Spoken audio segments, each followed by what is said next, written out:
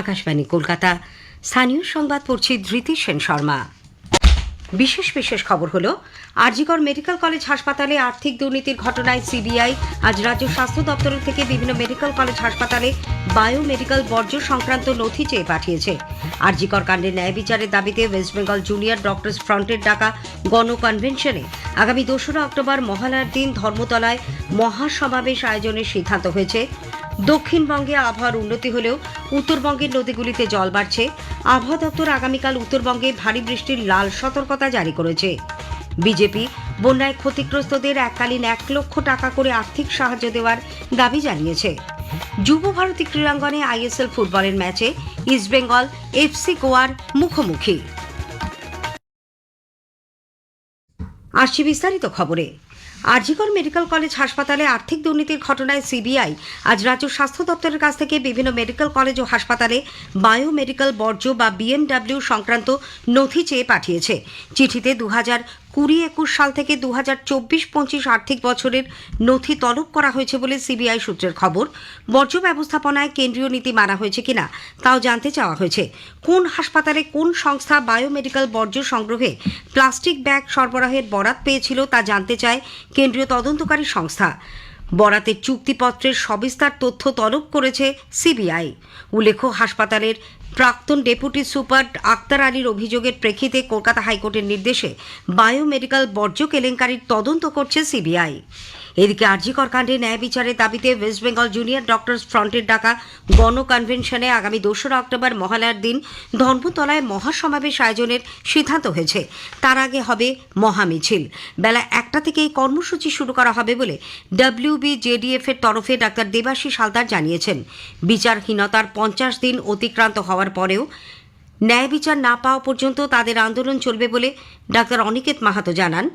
অন্যদের মধ্যে সমাজকর্মী মিরাতুন নাহার, বোলান গঙ্গোপাধ্যায়, মীর, কৌশিক বন্দ্যোপাধ্যায় প্রমুখ আজ জুনিয়র ডক্টরস ফ্রন্টের ডাকা ওই গণকনভেনশনে যোগ দিয়েছেন। SSKM অডিটোরিয়ামে এই কনভেনশনের আয়োজন করা হয়। রবিবার 29শে সেপ্টেম্বর গ্রহণ করা হচ্ছে আরও এক কর্মসূচি, পাড়ায় থাকছি একসাথে, উৎসবে নয় প্রতিবাদে। ওই দিন বিচারের দাবিতে রাজপথ থেকে অলিগলিতে প্রতিবাদে সামিল হওয়ার জন্য সাধারণ মানুষকে আর্জি জানিয়েছেন চিকিৎসকেরা।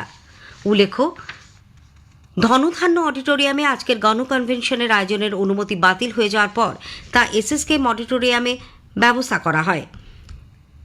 আগামী দিনে আন্দোলন কোন পথে এগোবে বা পরবর্তী কর্মসূচি কী হবে তা নিয়েই কনভেনশনে আলোচনা হচ্ছে। মুখ্য সচিবের সঙ্গে বৈঠকে রাজ্য সরকারের পক্ষ থেকে যে প্রতিশ্রুতি দেওয়া হয়েছিল তা পূরণ করার বিষয়টিও খতিয়ে দেখা হচ্ছে। রাতে কর্মস্থলে মহিলাদের নিরাপত্তা সুনিশ্চিত করতে রাজ্য সরকারের রাত্রির সাথী হেল্পার অ্যাট নাইট চালুর বিষয়ে আনুষ্ঠানিকভাবে বিজ্ঞপ্তি জারি করা হয়েছে। রাজ্য স্বাস্থ্য ও পরিবার কল্যাণ দপ্তরের পক্ষ থেকে প্রকাশিত ওই বিজ্ঞপ্তিতে জানানো হয়েছে, রাজ্যপালের অনুমতিক্রমে কলকাতা পুলিশের অধীনস্থ 4টি সরকারি এবং একটি সুপার স্পেশালিটি হাসপাতাল ও একটি জেলা হাসপাতালে কর্তব্যরত নিরাপত্তা কর্মীদের মধ্যে পর্যবেক্ষণ, সমন্বয় এবং নজরদারি গড়ে তুলতে এই কর্মসূচি চালু করা হচ্ছে। কলকাতা পুলিশ কমিশনারের সুপারিশের ভিত্তিতেই 6 অবসরপ্রাপ্ত পুলিশ আধিকারিক প্রতিটি হাসপাতালের দায়িত্বে থাকবেন। National Medical, Kolkata Medical, NRS, SSKM, Garden Reach Super Speciality এবং টালিগঞ্জের MR বাঙ্গুরের দায়িত্ব দেওয়া হলেও আরজিকর হাসপাতালের দায়িত্ব কাউকে দেওয়া হয়নি। আরজিকরে তরুণী চিকিৎসককে ধর্ষণ ও খুনের ঘটনায় দোষীদের শাস্তির দাবিতে আজ বর্ধমানে মিছিল ও প্রতিবাদ সভা করে 3টি বামপন্থী সংগঠন, CITU, সারা ভারত কৃষক সভা ও ক্ষেতমজুর সংগঠন। বর্ধমান স্টেশন চত্বর থেকে মিছিল শহরের কার্জন গেটে যায়। মিছিল শেষে সেখানে প্রতিবাদ সভা করে আন্দোলনকারী সংগঠনের সদস্যরা। রেশন বন্টন দুর্নীতি মামলায় খাদ্য দপ্তরের 3 আধিকারিক আজ ইডির দপ্তরে হাজিরা দেন। উত্তর 24 পরগনা এবং দক্ষিণ 24 পরগনার রেশন ব্যবস্থা সংক্রান্ত গুরুত্বপূর্ণ নথি তারা জমা দেন। এর মধ্যে ওই 2 জেলায় মোট কতগুলি রেশন দোকান রয়েছে, কতজন রেশন কার্ড গ্রাহক আছেন এবং কতগুলি মিল এই ব্যবস্থার সঙ্গে যুক্ত, এই ধরনের তথ্য ছিল। ইডি এই সমস্ত নথি যাচাই করে দেখবে বলে জানা গেছে। প্রধানমন্ত্রী নরেন্দ্র মোদীর নেতৃত্বে তৃতীয় এনডিএ সরকারের প্রথম 100 দিন নিয়ে আকাশবাণী কলকাতার সংবাদ বিভাগ আগামীকাল রাত 9:30টায় একটি বিশেষ আলোচনা সম্প্রচার করবে। এতে অংশ নিয়েছেন রাষ্ট্রবিজ্ঞানী সুব্রত হোর এবং সাংবাদিক জয়ন্ত বসু, সঞ্চালনায় শঙ্কর মুখোপাধ্যায়। অনুষ্ঠানটি শোনা যাবে আকাশবাণী কলকাতার গীতাঞ্জলি ও 107 মেগাহার্টজ প্রচার তরঙ্গ এবং ডিটিএইচ প্রচার তরঙ্গে। স্থানীয় সংবাদ শুনছেন আকাশবাণী কলকাতা কেন্দ্র থেকে।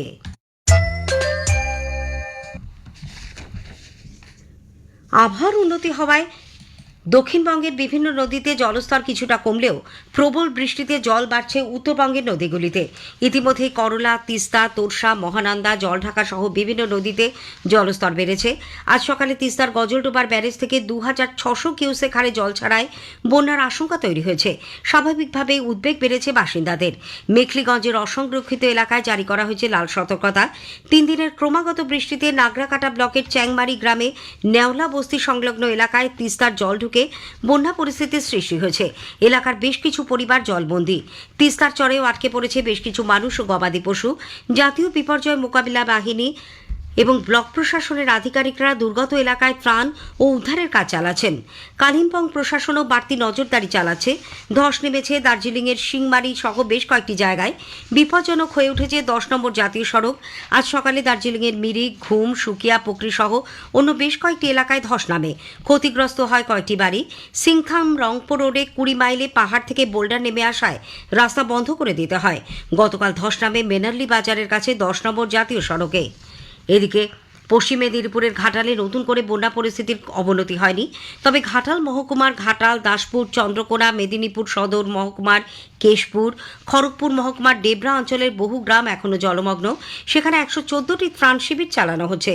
হাওড়া, হুগলি ও পশ্চিম মেদিনীপুরের নিচু এলাকাগুলি থেকে জল নামছে। গ্রামীণ হাওড়ার আমতা, উদয়নারায়ণপুরের বন্যা পরিস্থিতিরও কিছুটা উন্নতি হয়েছে। নদী বাঁধ টপকে নতুন করে জল গ্রামে ঢোকেনি, তবে এখনও বহু এলাকা জলমগ্ন। ডেবরা ব্লকের প্লাবিত হয়েছে কৃষিজমি, ঘরবাড়ি। হাজার হাজার মানুষ অভুক্ত, গৃহহীন হয়ে দিন কাটাচ্ছেন। ডেবরার 7 নম্বর অঞ্চলের বিভিন্ন গ্রাম এখনও 1 কোমরের ওপর জলের তলায়। পরিস্থিতি স্বাভাবিক হতে আরও কয়েকদিন সময় লাগবে। পূর্ব মেদিনীপুরের পাঁশকুড়ার মানুরে কংসাবতী নদী বাঁধের কাজ চলাকালীন আজ আবার জলের তোড়ে বাঁধ ভেঙে যায়। এর জেরে গ্রামে কংসাবতীর জল ঢুকছে। এলাকার মানুষ আতঙ্কে ঘরছাড়া। টানা বৃষ্টিতে পুরুলিয়ার মানবাজার 1 নম্বর ব্লকের কদমা ও বামনি গ্রামের মধ্যবর্তী চাকা নদীর ওপর সেতুটি আজ সন্ধ্যায় ভেঙে পড়ে। এর ফলে এলাকার 20টি গ্রামের যোগাযোগ বিচ্ছিন্ন।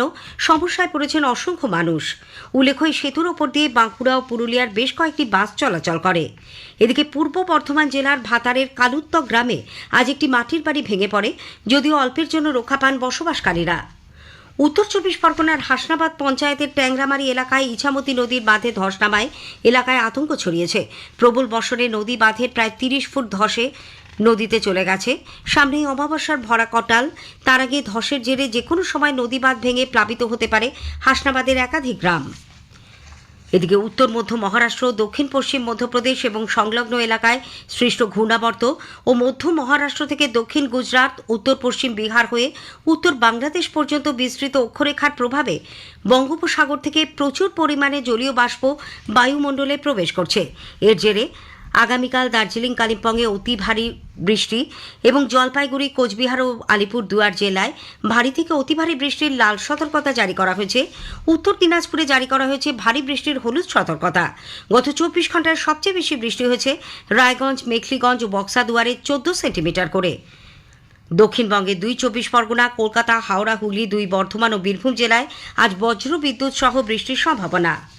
বিজেপি বন্যায় ক্ষতিগ্রস্ত কৃষকদের 1 লক্ষ টাকা করে এককালীন অর্থ সাহায্য দেওয়ার দাবি জানিয়েছে। দলের রাজ্য সভাপতি সুকান্ত মজুমদার আজ হাওড়ায় বন্যা কবলিত বিভিন্ন এলাকা পরিদর্শন ও দুর্গতদের খাবার ও ত্রাণ বিতরণ করে বলেন, কৃষক সম্প্রদায় অর্থাৎ যাদের জমি জলের নিচে চলে গেছে তাদেরকে এককালীন কমসে কম 1 লক্ষ টাকা করে যেন সরকারের তরফ থেকে দেওয়ার ব্যবস্থা করা হয়। আমি মাননীয় মুখ্যমন্ত্রী মমতা বন্দ্যোপাধ্যায়ের কাছে অনুরোধ করব এবং সেখানে যেন দলবাজি না হয়। যার জমি নেই সে চাকরি করে, তৃণমূল নেতা হলে সে যে টাকা পেয়ে যাবে, আর যে গরিব মানুষ সে কেঁদে কুটে মরবে তৃণমূল করে না বলে বা তৃণমূল নেতাদেরকে ঘুষ দিতে পারবে না, যেন সেটা যেন না হয়। সেই জন্য প্রকৃত চাষি যারা জমিতে কাজ করছে, হয়তো জমি নিজের নেই, অন্যের জমিতে কাজ করে, ভাগ চাষি, তাদেরও কথাটা যেন ভেবে দেখা হয়। কেন্দ্রীয় পরিবেশ বন ও জলবায়ু পরিবর্তন মন্ত্রকের অধীন জুওলজিক্যাল সার্ভে অফ ইন্ডিয়া আজ স্বচ্ছতাই সেবা কর্মসূচি পালন করে। এর অঙ্গ হিসেবে জেডএসআই এর পক্ষ থেকে কলকাতার প্রিন্সেপ ঘাটে হুগলি নদী তীর এবং আশপাশের এলাকায় পরিচ্ছন্নতা কর্মসূচি পালন করা হয়। স্বচ্ছতাই সেবা অধীনে নমামি গঙ্গে প্রকল্পকে জনসাধারণের কাছে বাস্তবায়িত করার জন্য মালদা জেলা গঙ্গা কমিটির উদ্যোগে কালিয়াচক ৩ নম্বর ব্লক প্রশাসনের সহায়তায় আজ বৈষ্ণবনগর হাইস্কুলে প্রায় ১৫০ জন ছাত্রছাত্রীকে নিয়ে পালিত হয় স্বচ্ছতাই সেবা কর্মসূচি। আইএসএল ফুটবলে সল্টলেকের যুব ভারতী ক্রীড়াঙ্গনে ইস্টবেঙ্গল এফসি গোয়ার মুখোমুখি। শেষ খবর পাওয়া পর্যন্ত গোয়া ২-০ গোলে এগিয়ে রয়েছে। গোল দুটি করেন বোরাজ হেরেরা। রাজা রামমোহন রায়ের আজ তিরোধান দিবস। নানা অনুষ্ঠানের মধ্যে দিয়ে বাংলার নবজাগরণের পথিকৃৎ রামমোহন রায়ের ১৯১তম প্রয়াণ দিবসে তাকে স্মরণ করা হচ্ছে। শেষ করার আগে স্থানীয় সংবাদের বিশেষ কিছু অংশ আরও একবার। আরজিকর মেডিকেল কলেজ হাসপাতালে আর্থিক দুর্নীতির ঘটনায় সিবিআই আজ রাজ্য স্বাস্থ্য দপ্তরের থেকে বিভিন্ন মেডিকেল কলেজ হাসপাতালে বায়োমেডিক্যাল বর্জ্য সংক্রান্ত নথি চেয়ে পাঠিয়েছে। আরজিকর কাণ্ডে ন্যায় বিচারের দাবিতে ওয়েস্ট বেঙ্গল জুনিয়র ডক্টরস ফ্রন্টের ডাকা গণকনভেনশনে ২রা অক্টোবর মহালয়ার দিন ধর্মতলায় মহাসমাবেশ আয়োজনের সিদ্ধান্ত। দক্ষিণবঙ্গে আবহাওয়ার উন্নতি হলেও উত্তরবঙ্গের নদীগুলিতে জল বাড়ছে। স্থানীয় সংবাদ শেষ হলো।